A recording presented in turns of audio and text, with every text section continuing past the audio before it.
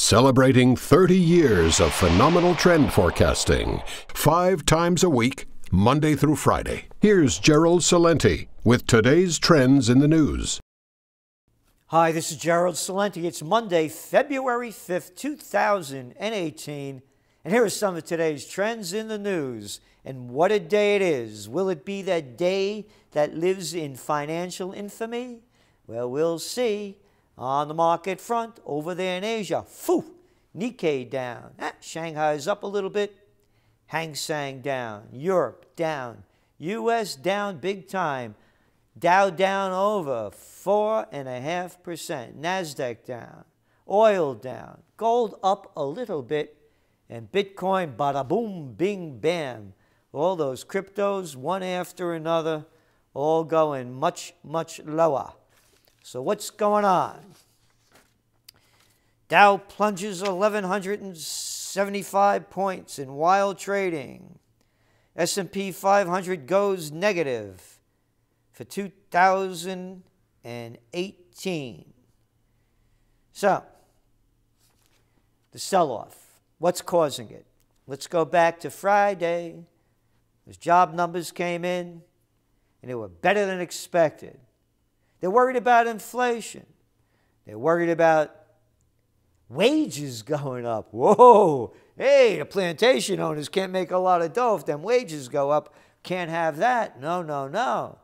So that's what started to bring the markets down, because they say they're going to raise interest rates more because of the strong economy. So when the markets went down on Friday, this was the news over the weekend in the Wall Street Journal and other business media. Investors fear broader asset fall. Yep. And again, even though this was the biggest point drop ever today, when you put it into perspective, considering how high the numbers are, the percentage isn't, not even close. So anyway, what happens is when you have a big downturn on Friday, this has been going on for years, you could count on Monday not being so good. And now we're looking at the Dow futures, and they're down already today about 5% as we're going on air. So tomorrow doesn't look like a very rosy day, but that could change in 24 hours. So let's look at the whole story. Very important. First of all, as TrendsJournal subscribers, you knew this was coming. Just go to your Fall Trends Journal. Read all about it. Globalnomic End-Year Report. We see a correction of up to 10% next year, meaning this year. So we're getting close to that. And we say minus a wild card, it could go much higher. Go back to your June trend alert. That's right, 2017. Pundits got Trump rally wrong. What's next? And we said that there was going to be a Trump rally. We began saying that immediately after Trump got elected in 2016. And we saw a rally of about 30% since. So this thing's been really booming up. So what's going on? We said in our trend forecast, we forecast a 10% market correction. Trump's wild card behavior could trigger significant downward spirals in the global market. And then, following that, in our summer Trends Journal, there will be a U.S. stock market correction of about 10%. But absent a wild card, a market crash. So why don't we see the market crashing at this time? Here we go. Corporate earnings shine amid turmoil. Among S&P 500 companies, 80% have exceeded revenue expectations so far.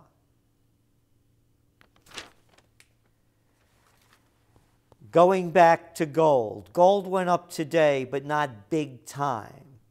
if there was really panic on the streets, that thing would have flown up. So watch gold.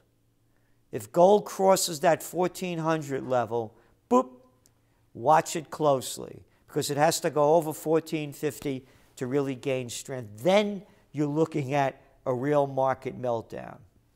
Also, cryptocurrencies went down. Well, how come? Well, China's cracking down even harder now, not allowing transactions going out overseas. Last week again, India said they're cracking down. And then we saw a number of big banks saying, no, you can't use your credit cards to buy cryptos. So this is the real pressure on that market. However, having said that, if there was great fear of this market crashing, cryptos along with gold, we forecast, will go up. Oil prices, well, they went down a little bit because now they're signaling a weaker market segment globally. Because as goes the Dow, so goes the rest of the global equity markets. And again, with the markets going down like this and so sharply so soon, and losing this much percentage so quickly, you're not going to see any big interest rate rises, man. Ain't going to happen. No way, no how, especially with Powell taking Yellen's place. Powell was put in there by Trump. Yellen was an Obama pick. So Powell is not going to go against Trump.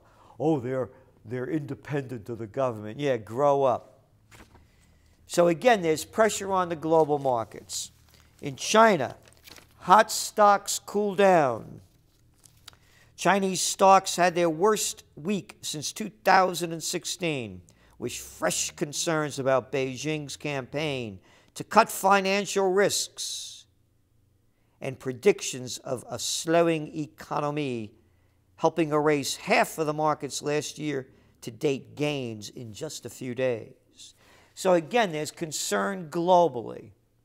So they'll keep that cheap money going in, because if they don't, the markets go down. And again, what brought the markets down on Friday? Pay surge adds weight to U.S. recovery. Wage growth in the United States last month accelerated to the quickest pace since 2009, as quicker economic growth and a tightening job markets forced more employers to pay up to attract scarcer labor.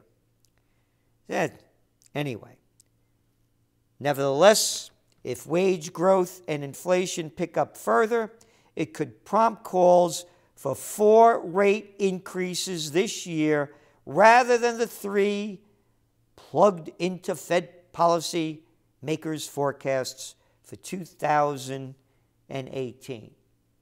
So you see where this is going. It's all about interest rates. And how dare you have to pay the plantation workers more money in Slavelandia. That cuts into the rich people's profits. So there we go. That's really it with the markets.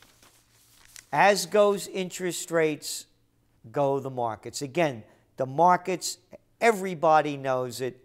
They are highly valued and overvalued. So here is our forecast.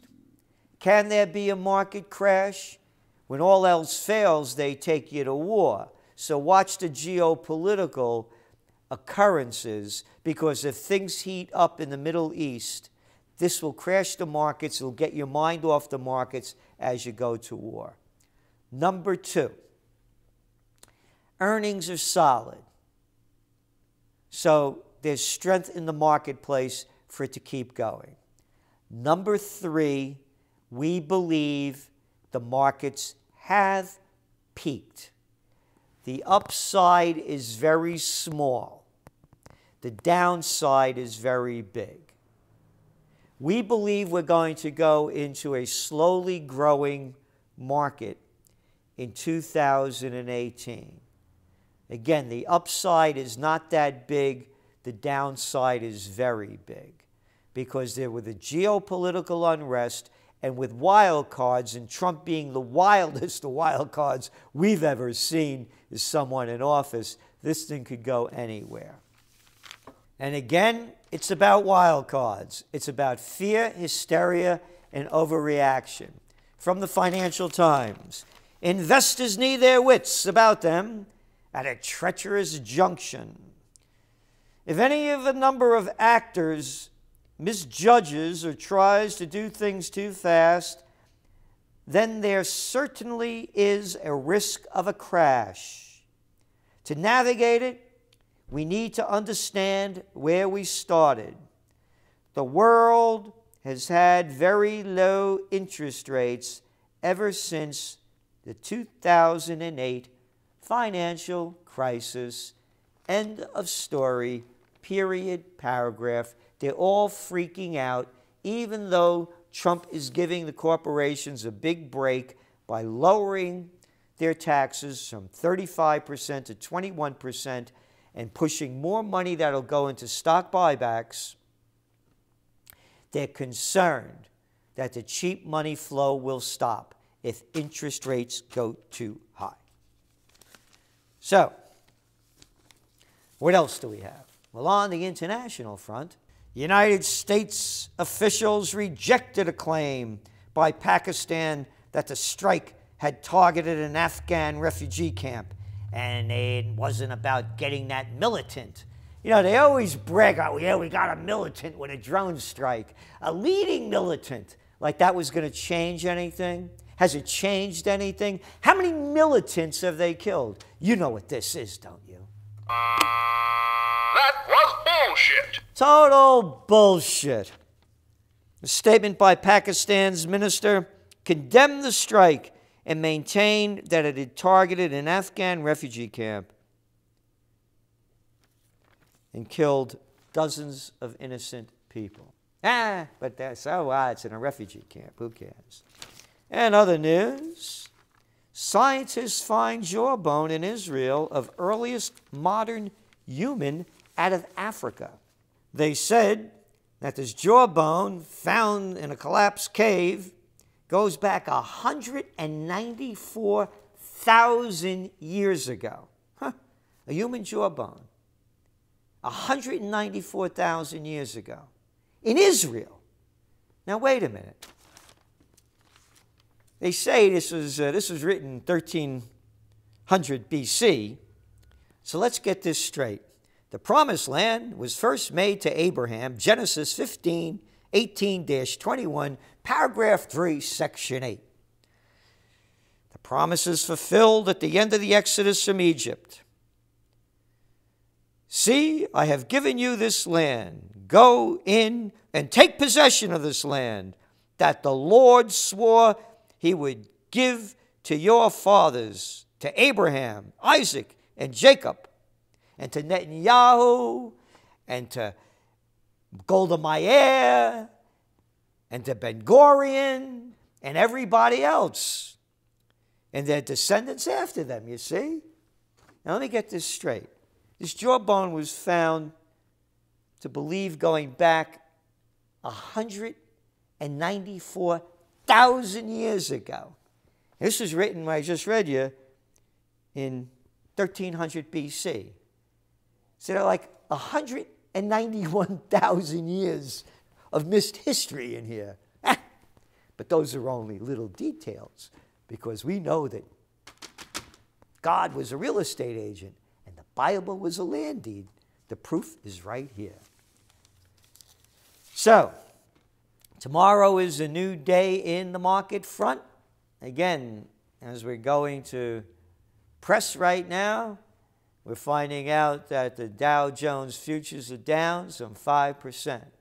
Will it be a market crash or a market correction? Stay tuned. This is Gerald Celente, and that's some of today's trends in the news.